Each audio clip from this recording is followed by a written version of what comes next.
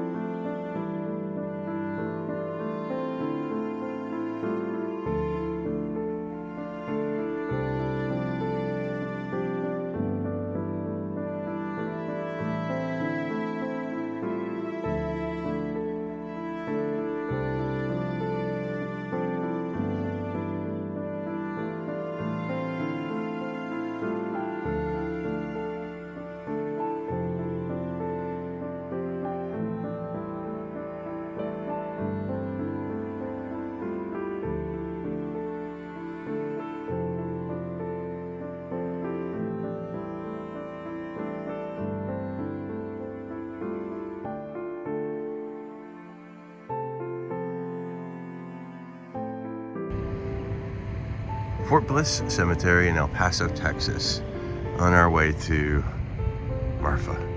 And Jordan very kindly took me over to this place.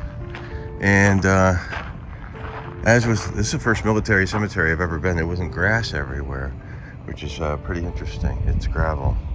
Thank you for your service. Thank you for your service. Thank you. But there's a more well-known, not necessarily more deserving of a burial here at the cemetery, but a well-known actor in the cemetery. And here he is. Sherman Alexander Hemsley, U.S. Air Force. And to those of you who don't know who that is by name, George Jefferson. From the popular TV show The Jeffersons, spin-off of All in the Family, and a groundbreaking show with almost an all-black cast, and being the focal point of the show. And here we are. Sherman Alexander Hemsley, the 5'6" actor, was originally from Philadelphia. He dropped out of high school and joined the U.S. Air Force, where he served for 4 years. After leaving the military, his love of acting took him to Broadway, where he was spotted by TV creator and producer Norman Lear, who asked Sherman to play the role of George Jefferson on Lear's hit TV show All in the Family. Sherman refused because of contractual obligations, but 2 years later, Sherman joined the cast. His on-screen wife was played by Isabel Sanford. The actress was actually 20 years older than Sherman. The duo were such a big hit, they got their own show called The Jeffersons, which ran for 11 seasons. From 1975 to 1985, George Jefferson and Wheezy Jefferson moved on up to New York City. The characters had a son named Lionel, who was played by the actor Mike Evans. Sherman was only 11 years older than Mike Evans. After the Jeffersons ended, Sherman was cast in another hit show called Amen, where he played Deacon Ernest Fry from 1986 to 1991.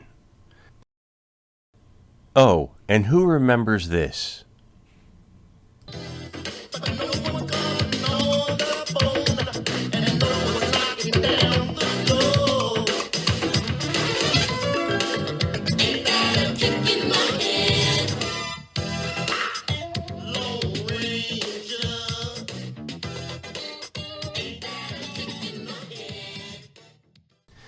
Now, legal troubles followed. Apparently, he and his long-term manager, Kenny Johnston, took out some dodgy loans, and Sherman owed a lot of money in back taxes. To settle, he had to claim bankruptcy. He lost all financial compensation and royalties for the reruns of his successful shows. It's important to state Sherman was extremely private. He never married, had no children. In 2007, VH1 named him as one of 3 secretly gay black actors, and those rumors never went away. There are a couple of different theories about why he left Los Angeles and ended up in El Paso, Texas. Some say he quit Los Angeles because he was sick of all the rumors and wanted to live his life on his own terms. Or that he didn't like Texas at all but felt obligated because Kenny, who had managed him for years, had had a stroke. Sherman stuck by his best friend. Friends say Sherman never wanted Kenny to feel abandoned. He was a godsend to Kenny. During Kenny's worst days, Sherman was always there. He never forgot what he had done for his career. Sherman Hemsley was diagnosed with lung cancer but refused any treatment, and he died of the disease in his home on July 24, 2012. He was 74. This is where it gets complicated. Sherman's estate, his entire worth, was about $50,000. He made a will about 6 weeks before he died, naming his best friend, Flora Enchinton, the sole beneficiary. A surprise to anyone, a man showed up by the name of Richard Thornton, who claimed to be Sherman's brother and claimed to be the rightful heir to Sherman's estate. It got ugly in court, and during this time, Sherman's body was stored in the funeral home until it could be settled. The judge ordered Thornton to take a DNA test, which proved he was indeed Hemsley's brother. He later admitted that he and Hemsley were not close at all, and no one in Sherman's inner circle had even heard of him before. The judge ruled in favor of Flora Enchinton, who would then proceed to have Sherman buried with military honors. On November 21st, 4 months after his death, a flock of doves was released into the sky while Sherman Hemsley was finally laid to rest here. Thank you, Mr. Hemsley.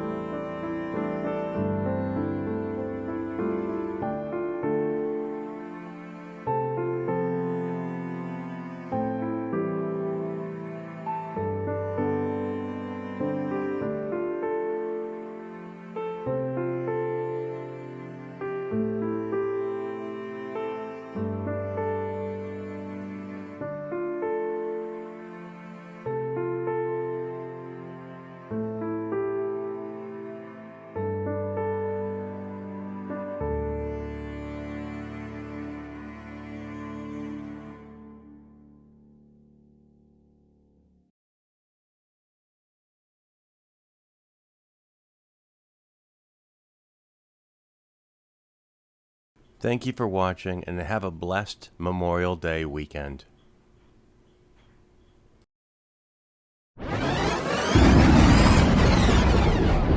You heard me.